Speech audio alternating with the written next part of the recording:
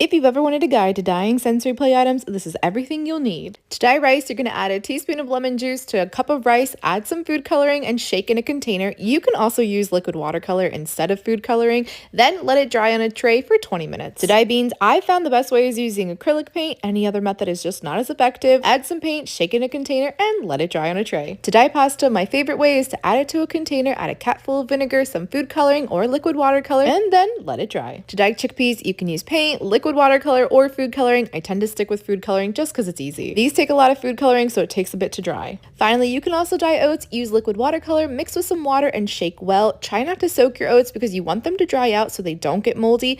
Then, once all your sensory bases are dry, you can play with them and then store them in a Ziploc bag for months until they're ready to be used again.